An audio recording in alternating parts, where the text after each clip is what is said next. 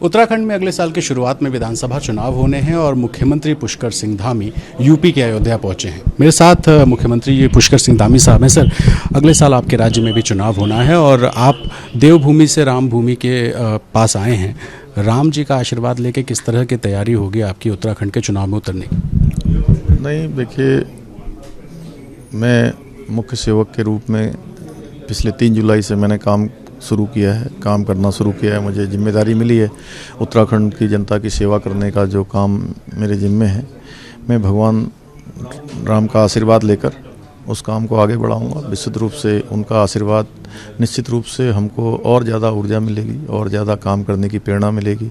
और भगवान राम का जो शासन था, आज जिसकी हम चर्चा करते हैं, उसको जो मोदी जी उसी रूप में शासन आगे बढ़ा रहे हैं, पूरे देश को आगे बढ़ा रहे हैं। हम भी उन्हीं का अनुसरण करते हुए उत्तराखंड राज्य को आगे बढ़ाने के लिए काम कर रहे हैं। सर, राजनीति में तो कहते हैं कि 5 साल ही बहुत कम होते हैं और आपके पास तो सिर्फ अभी 100 दिन हुए हैं और 100 दिन बाकी हैं चुनाव होने में। कितनी बड़ी चुनौती है आपके सामने फिर से लोगों के बीच जाने को, इस्टेब्लिश करने को कि नहीं साहब फिर से वापस बीजेपी विश्वास कीजिए? नहीं, लोग बीजेपी पर पूरा विश्वास करते हैं और पिछले 104 दिनों का जो मेरा कालखंड बीता है, जब से मुझे जिम्मेदारी मिली है, हमने एक एक पल और एक एक क्षण केवल और केवल उत्तराखंड के लिए लगाया है।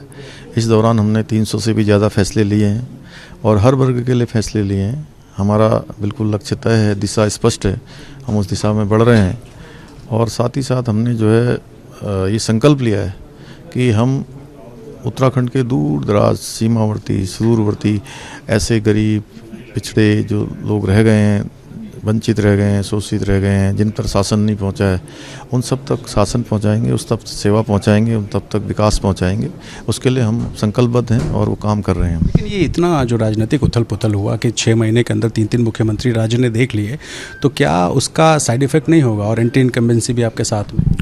नहीं, देखिए, हमारी सरकार की जो विचारधारा स्पष्ट है, जो हमने शुरू से तय किया था, सरकार उसी दिशा में बढ़ रही है और सरकार वही है, विचारधारा भी वही है, काम भी वही है, दिशा भी वही है। चेहरा बदल गया? हाँ, चेहरा बदल गया। ये जो नया चेहरा है, ये उत्तराखंड के लोगों पे असर डालेगा? देखिए, सरकार ने पहले भी बहुत अच्छा काम किया है, मेरे से पहले वाले लोगों ने भी बहुत अच्छा काम किया है। मैं उसी काम को आगे बढ़ा रहा हूँ और मोदी जी के कुशल मार्गदर्शन में जिस प्रकार से देश चल रहा है, उत्तराखंड को भी हम आगे चला रहे हैं। और उत्तराखंड के अंदर बहुत काम उन्होंने किया है। उनके बनने के बाद ऐसे ऐसे काम हुए हैं जो हम कभी सपने में भी नहीं सोच सकते थे। पहाड़ के अंदर रेल पहुंच रही है, ऋषिकेश से कर्णप्रयाग रेलवे लाइन बन रही है, इसके साथ साथ टनकपुर से बागेश्वर रेल लाइन जा रही है, हवाई कनेक्टिविटी बन रही है, 4 धाम ऑल वेदर रोडें बन रही हैं। तमाम तरह के जो काम हुए हैं उत्तराखंड में, वो निश्चित रूप से वहाँ की जनता सब समझती है। बड़ा दलित चेहरा थे यशपाल आर्या, छोड़ के चले गए कांग्रेस, तो आपको नहीं लगता है कि ऐन वक्त चुनाव से पहले एक बड़ा नुकसान हुआ? देखिए, भारतीय जनता पार्टी एक कैडर बेस्ड पार्टी है, संगठन बेस्ड पार्टी है और हमारी पार्टी के अंदर एक सामान्य से सामान्य कार्यकर्ता को भी जब कोई दायित्व दिया जाता है तो वो भी बहुत अच्छा काम करता है। और हमारे यहाँ देश प्रथम, पार्टी दूसरे नंबर पर और व्यक्ति अंतिम का सिद्धांत है। 19% दलित हैं हमारे यहाँ पर, बहुत बड़े बड़े नेता हैं और जिसको भी हम लोग दायित्व देते हैं वो बहुत अच्छा काम करता है। हरीश रावत साहब भी बड़े सक्रिय हो गए हैं और कांग्रेस आपके एंटी इनकम्बेंसी को, राजनीतिक उथल पुथल को और तमाम सारे विकास के मुद्दों को लोगों के बीच लेकर जा रही है। कितना मुश्किल होगा कांग्रेस की चुनौती?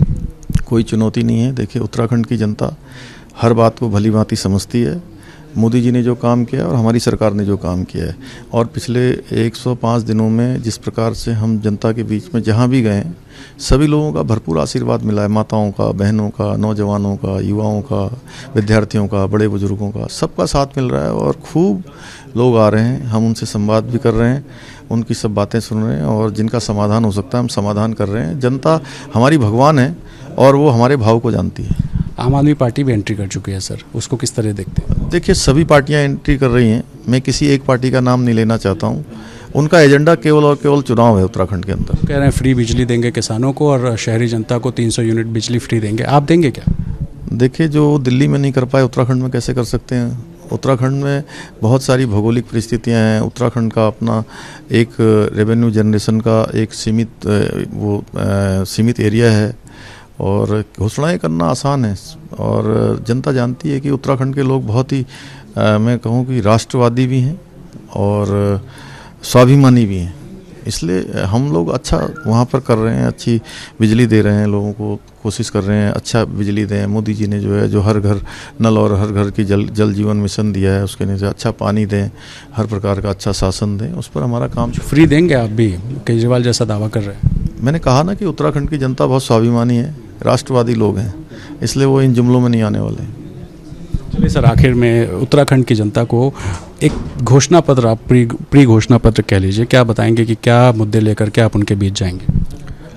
नहीं, हमारा देखिए स्पष्ट मत है कि अभी चुनाव तो दूर है और अभी हम चुनाव की बात भी नहीं कर रहे हैं। अभी तो मैं आज भगवान राम का दर्शन करने आया हूँ, उनका आशीर्वाद लेने आया हूँ कि हमारे पूरे प्रदेश पर भगवान राम की कृपा बनी रहे, हम लोगों पर आशीर्वाद बना रहे, और जैसा भगवान राम का शासन था जो मोदी जी आज पूरे देश के अंदर दे रहे हैं, वही शासन को उसी का अनुसरण करते हुए हम लोग भी उत्तराखंड के अंदर आगे बढ़ाएंगे उसको। तो आपने देखा पुष्कर सिंह धामी साहब, जिन्होंने कहा कि उत्तराखंड की जनता स्वाभिमानी है और भगवान राम का आशीर्वाद लेकर वो फिर से लोगों के बीच जाएंगे और ये बताएंगे कि उत्तराखंड का विकास ही उनका मुख्य एजेंडा है।